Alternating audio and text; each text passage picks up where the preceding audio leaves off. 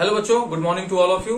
बच्चों, आप सभी का अपने इस ऑनलाइन क्लासेस में स्वागत है। मैं हिमांशु मिश्रा, आपका फिजिक्स टीचर। बच्चों, जैसा कि बच्चों हम लोग चैप्टर 2 का शुरुआत कर चुके हैं और लास्ट वीडियो तक हम लोगों ने न्यूटन्स लॉज ऑफ मोशन का शुरुआत किया। फिर उसके बाद जस्ट जो इसके प्रीवियस वीडियो में हम लोगों ने डिस्कस किया लीनियर मोमेंटम के बारे में। पहले तो न्यूटन्स का फर्स्ट लॉ डिस्कस किया और इनर्शिया के बारे में अच्छे से विद एग्जांपल हम लोगों ने डिस्कशन किया। अभी हम जस्ट लास्ट वीडियो में हम लोगों ने लीनियर मोमेंटम या मोमेंटम के बारे में चर्चा की और उस पर अलग अलग केसेस जो भी पॉसिबल बातें बनती हैं वो किया और साथ ही साथ न्यूमेरिकल किया। आज के इस वीडियो में हम लोग करने जा रहे हैं सेकेंड लॉ ऑफ मोशन या Newton's second law of motion. Okay, ये इंपॉर्टेंट लॉ है और ये लीनियर मोमेंटम पे आधारित है, यानी एंगुलर आपके मोमेंटम पे आधारित है। तो इसलिए हम लोगों को मोमेंटम पहले जानना आवश्यक था और हम लोगों ने जाना भी। ठीक है, तो आज हम लोग जानेंगे Newton's second law of motion.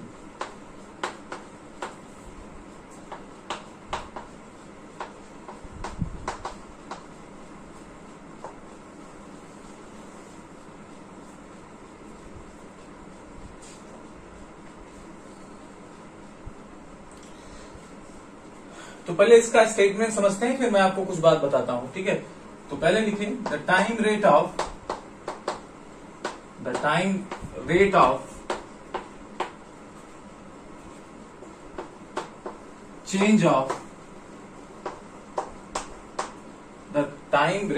Change of momentum of a body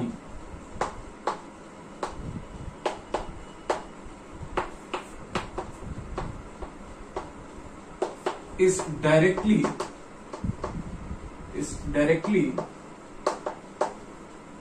proportional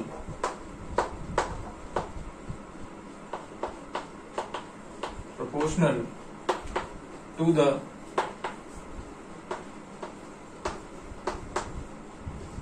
applied force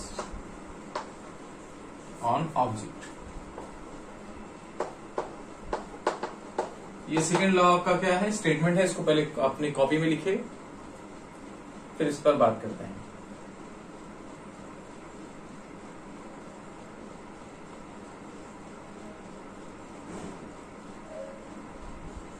ठीक है, तो आप लोगों ने लिख लिया होगा। अब इसका मतलब समझने की कोशिश करते हैं। टाइम रेट मतलब होता है बेटे टाइम के साथ चेंज होना। टाइम के साथ, टाइम रेट ऑफ चेंज, मतलब कोई भी चेंज अगर टाइम के साथ हम ऑब्जर्व करें तो उसे टाइम रेट ऑफ चेंज कहते हैं। ठीक है, जैसे एक पौधा है और वो साल भर में 1 मीटर, 2 साल में 2 मीटर, तो इस तरीके से अगर हम ऑब्जर्व कर रहे हैं तो कहेंगे कि हाँ 1 मीटर 1 साल में क्या हो रहा है, इंक्रीज कर रहा है। तो ये टाइम रेट ऑफ चेंज हो गया। तो किसी भी चेंज का अगर हम टाइम के साथ कंपेयर करते हैं कि टाइम बाय टाइम उसमें कितना चेंज आ रहा है, तब ऐसे को अगर लैंग्वेज में लिखना हो तो हम लोग क्या लिखते हैं कि the time rate of change of momentum. ठीक है, तो यहाँ मोमेंटम का चेंज हम लोग टाइम के साथ देख रहे हैं कि भाई कितने समय में दिए गए समय में मोमेंटम कितना चेंज हो रहा है। The time rate of change of momentum of a body is directly proportional to, ये आपके लिए नया है, अभी मैं इसको समझाता हूं। प्रोपोर्शनल का मतलब क्या, पहले स्टेटमेंट पूरा कर लेते हैं। Directly proportional to the applied force on object, तो ऑब्जेक्ट पर जो फोर्स काम कर रहा है उसके डायरेक्टली प्रोपोर्शनल होगा। ये बात समझ में आया? ये बात तो आपने लिख लिया। हाँ, अब प्रोपोर्शनल, डायरेक्टली प्रोपोर्शनल क्या है, ये आपके लिए नया है, पहली बार आप क्लास 9th में सुन रहे हैं, तो इसको जरा हम समझते हैं।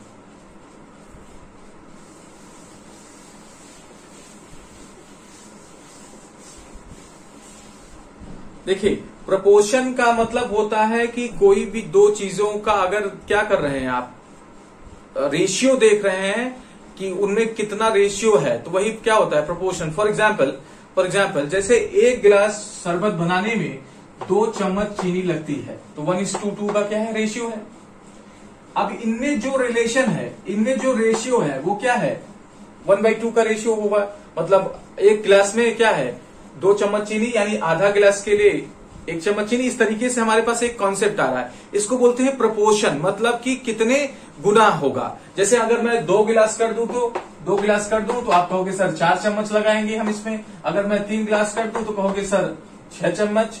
तो इस तरीके से ये जो क्या है, टाइम्स आप कर दे रहे हो। हाँ, हम जब नंबर ऑफ ये नंबर बढ़ा रहे हैं तो ये नंबर बढ़ा रहे हैं, तो यही बेटे प्रोपोर्शन है। यही क्या है, प्रपोर्शन। इसका मतलब जैसे हम नंबर ऑफ ग्लास बढ़ा रहे हैं तो नंबर ऑफ टेबल चीनी का क्या हो जा रहा है, बढ़ जा रहा है, स्पून ऑफ शुगर बढ़ जा रहा है। इसी तरीके से है ना, 3 ग्लास कर दे रहे हैं तो 6 हो जा रहा है। तो अगर कोई क्वांटिटी सपोज कर लो x और y में क्या है, प्रोपोर्शनैलिटी है, दैट मीन्स y के बढ़ने पर x बढ़ेगा। जैसे यहाँ पर हम एक को बढ़ा रहे हैं दूसरा बढ़ जा रहा है, एक को बढ़ा रहे हैं दूसरा बढ़ जा रहा है, बढ़ रहा है कि नहीं।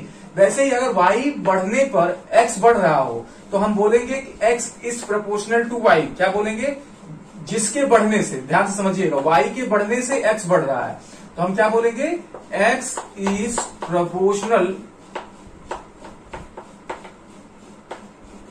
To y। क्या बोलेंगे, x is proportional to y।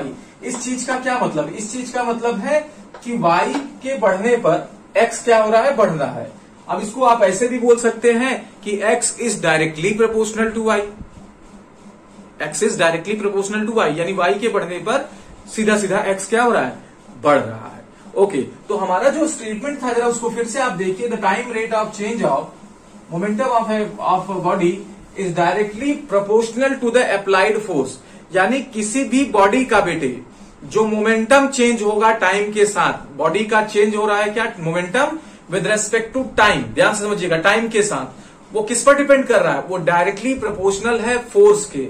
यानी अगर फोर्स क्या होगा, बढ़ेगा तो मोमेंटम भी बढ़ेगा, और अगर फोर्स क्या हो रहा है, घट रहा है, तो मोमेंटम भी क्या हो जाएगा, घट जाएगा। बात समझ में आई। अगर फोर्स बढ़ रहा है, फोर्स क्या है, ज्यादा है, मतलब है ना कि फोर्स क्या है, इंक्रीजिंग में है, तो आपका मोमेंटम क्या होगा, बढ़ेगा। अगर फोर्स क्या हो जाएगा, कम हो जाएगा, तो आपकी मोमेंटम भी क्या हो जाएगी, कम हो जाएगी।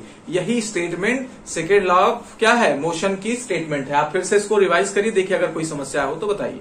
ठीक है, तो अब जो कहना चाह रहे हो, अच्छा प्रोपोर्शनैलिटी का साइन बेटे ये है, ये प्रोपोर्शनैलिटी का साइन है, इसे आप क्या करिए, कॉपी में लिख लीजिए।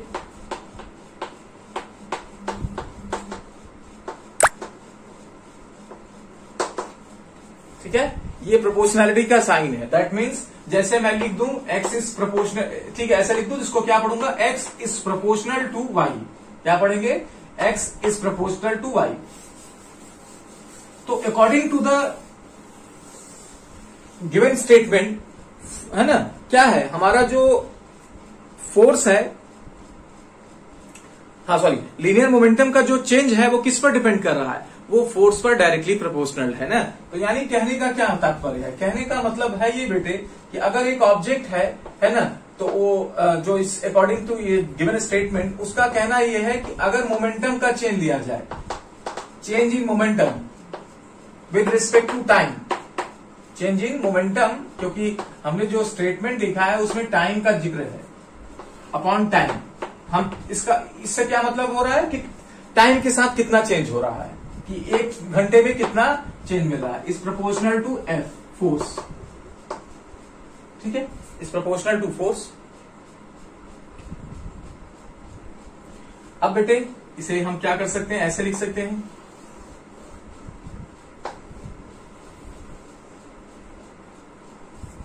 अब बेटे इस प्रोपोर्शनैलिटी को हटा के क्या किया जाता है, जाने, इसको हटा के एक कांस्टेंट इंट्रोड्यूस किया जाता है। एक क्या किया जाता है, कांस्टेंट। फॉर एग्जांपल, जैसे अगर आप कह रहे हो कि हाँ सर मैं एक गिलास में 2 चम्मच चीनी का क्या कर रहा हूं, मिश्रण कर रहा हूं, मिला रहा हूं, तो अगर आपको 10 गिलास का दे दिया जाए तो आप 20 चम्मच मिला देंगे।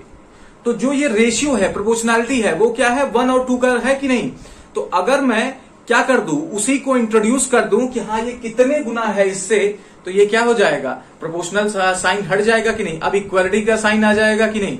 क्यों, क्योंकि ये प्रोपोर्शनैलिटी तो ये बता रहा है कि ये बढ़ने से ये बढ़ रहा है, ये बढ़ने से ये बढ़ रहा है, लेकिन कितना गुना बढ़ रहा है। जैसे एक आदमी का जो शरबत का रेशियो है 1:2 है और एक का क्या है 3 है। तो अगर मैं यहाँ 2 गिलास कर रहा हूँ बच्चे तो 4 चम्मच हो जा रहा है, यहाँ पे 2 गिलास कर दे रहा हूँ तो 6 चम्मच हो जा रहा है।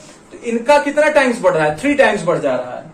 देखो, अरे हाँ 1:3 ना, 3 का रेशियो है ना। वैसे ही यहां पर देखिए, यहां पर क्या हो जा रहा है, 1:2 का रेशियो, तो 2 गुने का रेशियो, इधर 3 गुने का। मतलब कहने का मतलब कितने टाइम्स, तो वो क्या करेगा, वो हमारा कांस्टेंट यहां पर क्या कर लेगा, मेंटेन कर लेगा। यानी अगर हम चेंज इन मोमेंटम को, चेंज इन मोमेंटम मतलब डेल्टा पी अपॉन टी, याद है ना, पिछले वीडियो में बताया है डेल्टा का क्या मतलब, delta P upon delta T is proportional to, force को F से रिप्रेजेंट करते हैं, ठीक है, K क्या है, कांस्टेंट है, वो कांस्टेंट जो क्या करेगा, इस प्रोपोर्शनैलिटी को मेंटेन करेगा, उस प्रोपोर्शनैलिटी को मेंटेन करेगा, ठीक है।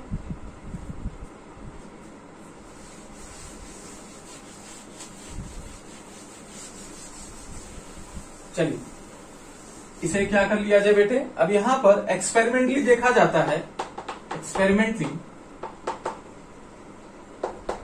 कि K की वैल्यू 1 आती है। अगर हम कोई एक्सपेरिमेंट करें K की वैल्यू फाइंड करने के लिए तो हमें क्या मिलता है, हमेशा 1 मिलता है। दैट इज बाई 1 मिल गया तो कोई दिक्कत नहीं, तो हम इसको ऐसे लिख सकते हैं F is equal to delta P by delta T, इसे इक्वेशन 1 ले लिया जाए।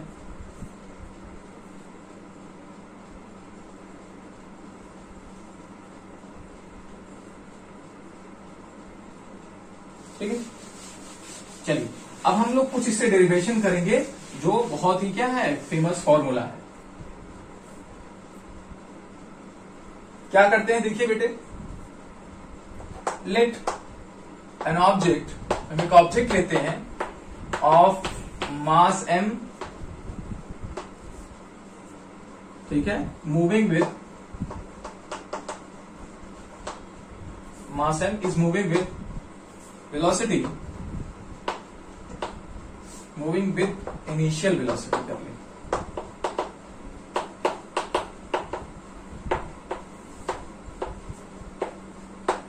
u and its velocity, its final velocity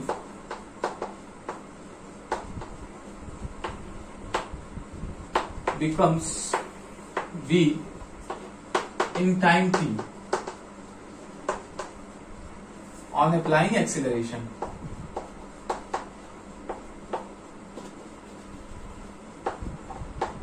On applying acceleration.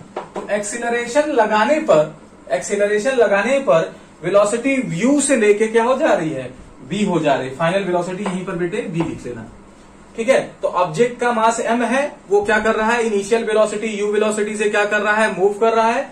इसकी वेलोसिटी बढ़ के इंक्रीज होके v हो जा रही है, इंक्रीज होके क्या हो जा रही है, v हो जा रही है। कितने टाइम में, t टाइम में, कितने टाइम में, t टाइम में। किसने, क्योंकि एक्सेलरेशन लगा रहे हैं। तब बेटे हम लोग कैलकुलेशन करने की कोशिश करें, जैसे लास्ट वीडियो में हम लोग एक न्यूमेरिकल किए थे जिसमें हम लोगों ने चेंज इन वेलोसिटी, क्या चेंज इन मोमेंटम निकाला था। तो अब हमारा काम क्या है कि इक्वेशन 1 में जो डेल्टा पी यानी चेंज इन मोमेंटम है उसको कैलकुलेट करें, और टाइम में जो डिफरेंस है, तो टाइम का डिफरेंस टी हम लोग सपोज ही कर रहे हैं, टी आ जाएगा। तो चलिए मोमेंटम में चेंज कैलकुलेट करें।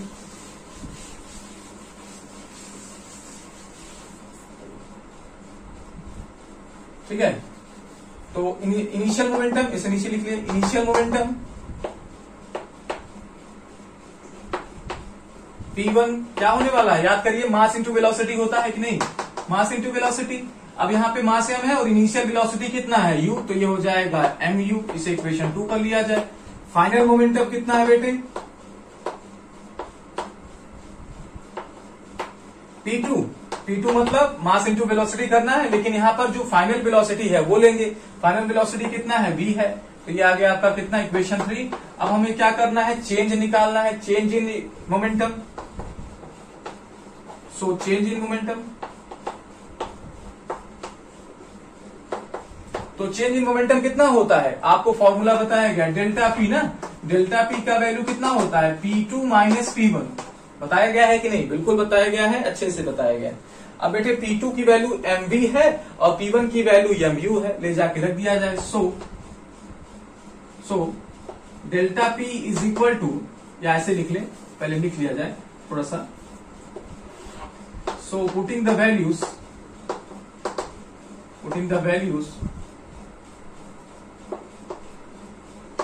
फ्रॉम इक्वेशन 2, और ये 3 होगा, एंड 3 रख दिया जाए बेटे। Delta P is equal to क्या हो जाएगा, P2 की वैल्यू क्या है, mv, और P1 की वैल्यू क्या है, माइनस mu, और यहां पर देखिए m क्या है, कॉमन में ले लिया जाए, तो ये क्या आ जाएगा, mv माइनस u, और इसे बेटे क्या कर दिया जाए, इक्वेशन 4 ले लिया जाए। ये इक्वेशन 4 हो गया, इसको लिखे रहिए।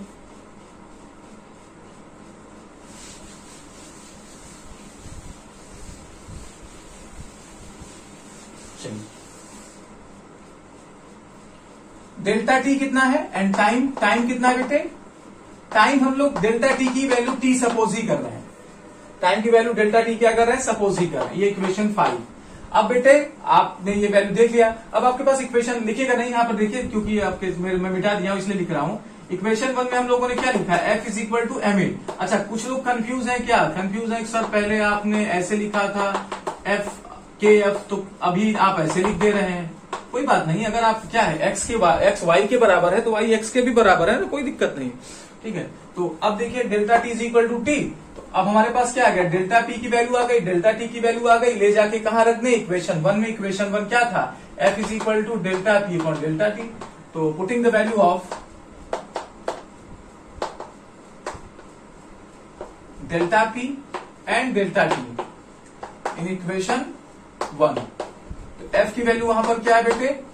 Delta P upon delta T है ना, तो डेल्टा पी की जगह हम लोग ये लिखेंगे, डेल्टा पी की जगह हमने ये लिख दिया, और डेल्टा टी की जगह क्या रखना है? टी रख दिया, कोई दिक्कत नहीं। अब एफ इज इक्वल टू क्या हो जाएगा? हम जानते हैं एक फॉर्मूला इसे, ठीक है। क्या फॉर्मूला जानते हैं कि यहां किनारे लिख लेता हूं, यहां पे भी लिखेंगे। एक्सीलरेशन का क्या फॉर्मूला होता है? Final minus initial velocity upon T, final upon initial velocity upon T. तो हम इसको क्या कर ले, इसको मैं ऐसे लिख दे रहा हूं, एम अलग ले रहा हूं, मल्टीप्लाई फॉर्म में इसको ऐसे लिख दे रहा हूं ये। अब बताओ ये है क्या? ये एक्सीलरेशन है कि नहीं? ठीक है, तो इसको हम लोग क्या लिख सकते हैं? F is equal to M A. क्या लिख सकते हैं? एम ए, और यहां किनारे लिख लीजिएगा ऐसे ब्रैकेट बना के कि एक्सीलरेशन, ताकि एग्जामिनर को पता लगे कि हाँ आपको पता है, आपने नकल नहीं मारा कहीं से। जब आप कॉपी में लिखें तो मैसेज जाए कि आपने क्या किया है, प्रॉपर इसे लिखा है अपने ढंग से।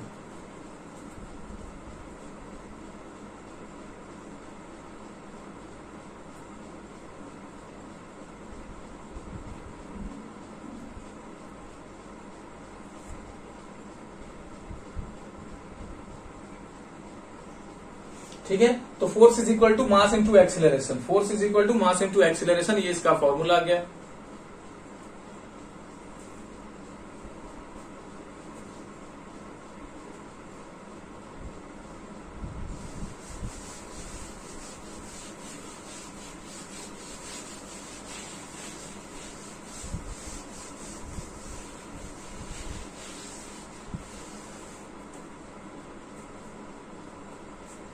ठीक है बेटे, यानी force is equal to mass into acceleration, ये बड़ा इंपॉर्टेंट फॉर्मूला है।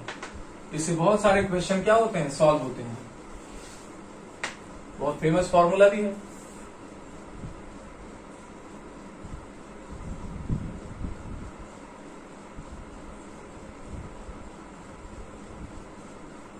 ठीक है, तो second law of Newton's law हमें क्या देता है? फोर्स भी देता है, जिसे लॉ ऑफ फोर्स भी बोलते हैं, sorry law of linear momentum भी बोलते हैं। क्या बोलते हैं? Law of change of linear momentum. ठीक है, जिसे लिख लीजिए, second law is also known as law of linear momentum या मोमेंटम।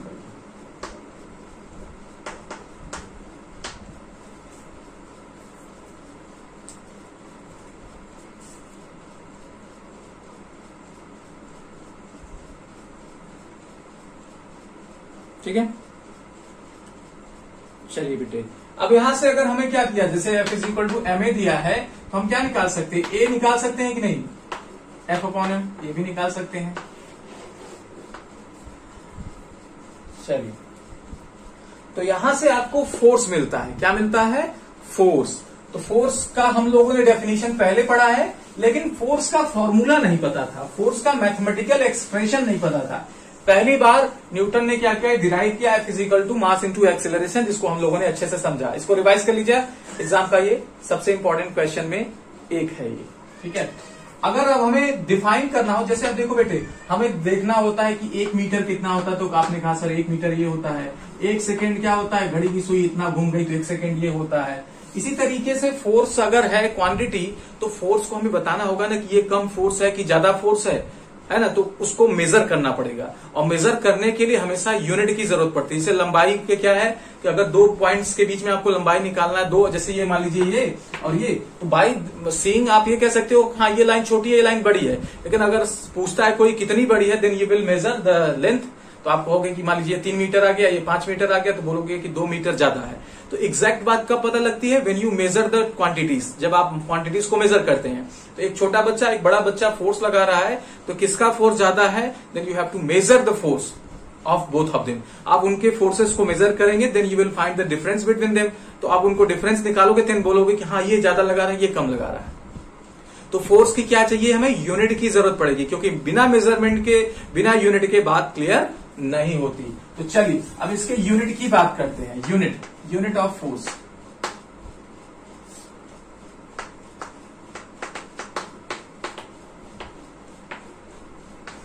तो यूनिट ऑफ फोर्स क्या होगी बेटे? अब आप देखिए F इज इक्वल टू क्या है? मास। मास का क्या यूनिट होता है? केजी। जो भी चीजें मिलके बनी हो आप उसी के यूनिट लिख दीजिए केजी। और एक्सीलरेशन का यूनिट क्या होता है? Metre per second square. ये आपको बताया जा चुका है। तो इसका यूनिट क्या होगा फोर्स का? यूनिट ऑफ फोर्स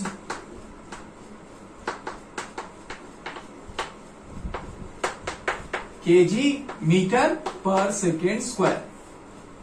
ठीक है, KG meter per second square. Acceleration का यूनिट आपको पहले यूनिट में बताया जा चुका है।